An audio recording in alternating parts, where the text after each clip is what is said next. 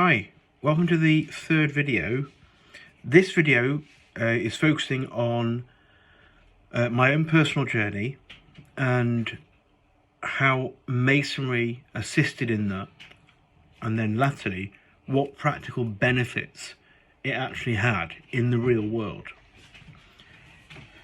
So I'll go into this. It's going to be a slightly longer video than the previous ones, but I'll hopefully condense it down to no longer than 10 minutes. From my own personal journey, I joined Freemasonry in about 2008. I'm a fifth generation Mason, so my great grandfather was a Mason down in Monmouthshire, and ever since, also his next in line was a Mason. Then it skipped a generation, then my father and uncle, and now and myself. That's quite some lineage, so already I was intrigued because my family had been involved with Freemasonry for a long time. But in around 2008, I was in my 20s. I'd recently come out of university, and I was sort of interested in building up a career in the law and working on a relationship. So I wasn't that engaged with Freemasonry.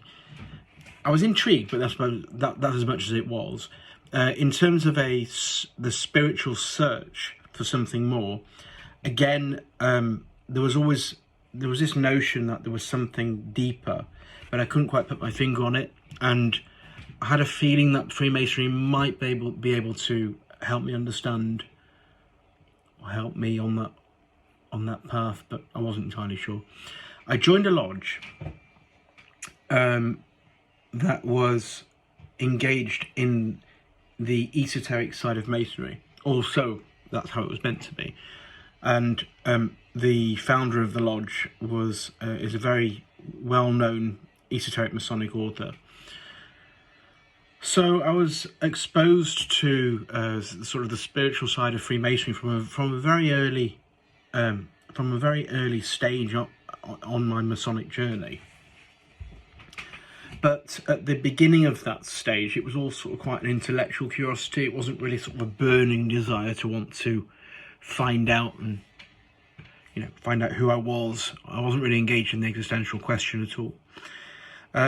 Fast forward about 4 years, and I was invited to by someone at that lodge to attend a yogic meditation group, and it was interesting because it was like they did guided meditations, and it was involved with Advaita Vedanta, which is a Hindu philosophy. If people aren't really familiar with the term Advaita Vedanta, Advaita literally means not two or not dual, Advaita, and Vedanta means in the end, or it could be in conclusion.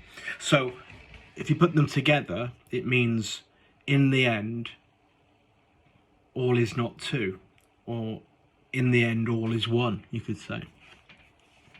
And obviously that notion of oneness underpins a lot of sort of mainstream religions, but it certainly features in Freemasonry in a big way. As I imagine many who are watching this will understand. But I was involved in this sort of guided meditation through Advaita Vedanta for a while, and I wasn't really getting a lot of benefit from it. And then I joined another yogic meditation group, I should say, and from there I learned certain techniques to do meditation in the morning and in the evening. And I did that for about a year, maybe two, but every time I sat down to meditate, I was met by something in the mind, some noise. And I'll be honest with you, I didn't like meditating at all. I couldn't sit still, I couldn't be silent in my mind. I was always trying to still the mind, but that just brought more noise with it. I'll talk about those sort of notions in other videos, but from a personal journey perspective, I was watching a lot of sort of online gurus who were involved with Advaita Vedanta. That was their main sort of discipline. And then I looked into Masonry, and I started to inquire into the spiritual depth as to what the ritual really means. Now, of course, I was exposed to some spiritual teachings in Masonry, and some authors who wrote from a spiritual or esoteric perspective, but it didn't really help me, to be honest. I mean, it might have made me exposed to Masonic sort of spiritual notions or relating spirituality to Masonry, but that's as far as it went. It was more intellectual than anything else. It was like an intellectual curiosity up to that point. But when I started to see a bit deeper within myself, see from a different perspective, I then started to inquire into Masonry in a deep way and looked at the relationship between the various officers and tried to match their relationship to one another and the number of them to what was going on inside. So, to give you an example, especially in the yoga tradition, they talk about chakras, or for the Western audience, you could say energy centers.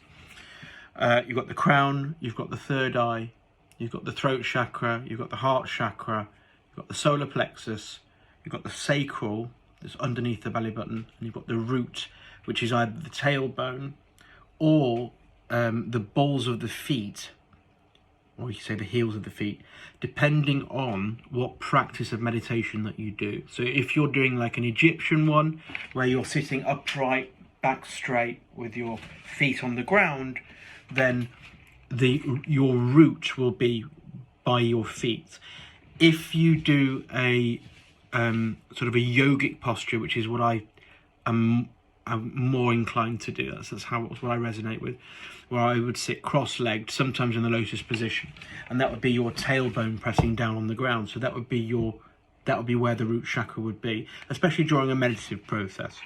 So these 7 chakras, you could relate them to the 7 primary officers of the lodge. So working from the bottom, the Tyler sits outside the lodge, engaged with the outside world, guards the interior against anything outside that might be otherwise not of a like mind, so unbrotherly. In other words, they would stop all Cowans from entering inside the lodge. Now, if you look at the lodge as a representation of you, the interior of you can say the soul, then that soul is made up of various different aspects, and the officers represent them, just like, for instance, the chakras. And you can relate it to the chakras if you like. Obviously, the Tyler being the root, the crown being the master, and fill in the gaps yourself in between. But I was relating it to that. I was looking at Masonry from a spiritual perspective, relating it to Hinduism, more the Advaita Vedanta, the ancient philosophical spiritual branch of Hinduism. And I had an experience in about 2016. Some of you watching this may have heard me say this before, if you've heard any talks of mine, but I think it's appropriate to talk about this here, because this for me was the practical side, because I'd been looking deeply into Masonry with the backdrop of the whole Advaita Vedanta meditation. And Masonry allowed me to put into practice all of the prior exposure I had to Advaita Vedanta by, I should say, referring back to a constant repetition of a ritual and seeing the officers play out with their respective positions and then relating that to what was going on in my interior, it made more sense to me. It sort of expanded my vision. The experience I had was in 2016. I was sitting in a lecture. I think it was a sort of a lecture. Someone was giving a talk on commercial law. Now, I'm a barrister by trade, so I'm constantly doing continuing professional development. This was a lecture on commercial law, which I don't really practice, but I was sort of expanding my horizons, and I was sitting there in the lecture, and it wasn't really anything that the lecturer said, but my mind was wandering, and then I suddenly found a legal argument that I had forgotten to advise my client about earlier that day. Now, in the majority of cases, you would say, well, that's all right, you just tell your client about it once you found it. Well, I had advised my client to capitulate to the other side, which was the equivalent of losing out on around £1 million. Now, to the client, they dealt with it was tens of millions per month. So whilst £1 million might not seem as significant to them as it would to the average person, it was still significant. It really was. And, you know, when I had the thought that came in, I went to panic mode immediately. My mind went straight to, I'm going to get struck off the bar, I'll lose my house, it'll affect my relationship, everything will crumble. So I went from A to Z in a split second like that. So I went from being calm and relaxed in the lecture to thought comes in suddenly, I'm in panic mode, heart's palpitating, I'm having a cold sweat, I'm a mess. And then it must have been as a result of all the meditation I've done, as a result of the exposure to Advaita Vedanta, watching online gurus, looking into Masonry in a deep way. It must be as a result of that. But as I say, when I was in that mode of panic, and then suddenly, in a moment, I just saw the thought. I literally just pulled back from it. And by doing so, I just became aware of the thought without engaging with it. Because so prior to that, I was there, I was in the thought. But once I saw it, I was just looking at it. And I realised that the place from where I was viewing wasn't caught up with the thought or the emotion at all. In fact, the place from where I was viewing had no emotion.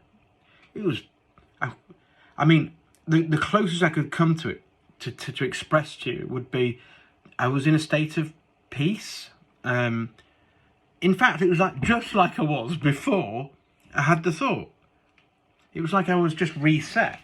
So by doing so, it made me realise that thought which caused the panic and everything like that only had weight if I let it, if I gave it attention. So all I needed to do was simply just blow it away, which I did. And it was revelatory to me. And I think one thing that really helped me over the years was there was something that I was told probably in around 2014, which was this: with every thought that you have, there is always two elemental aspects to this. There is the thought that you have, and there's the one viewing that thought. This is fundamental stuff. And if you can get this, as I did, then it can start opening up such depths for you when looking through the Masonic ritual and other things, seeing reality in a different way. There is always that which you're viewing and the one viewing it. Prior to realising that, prior to that experience, it was just an intellectual theory. Once having that experience, it became reality. And so right now, in this moment, any thoughts that are generated, it's easy. You see those thoughts, you're aware of those thoughts. Anything you're aware of, you cannot be. The witness cannot be both the witness and that which he is witnessing. Now, I'm talking on a sort of fundamental level. There are depths and depths and depths to this, and the further down this journey one goes, one can see that actually all is one. But in terms of the various aspects of you are viewing from a deeper perspective, which means that you are in a deeper reality than that which you're caught up in.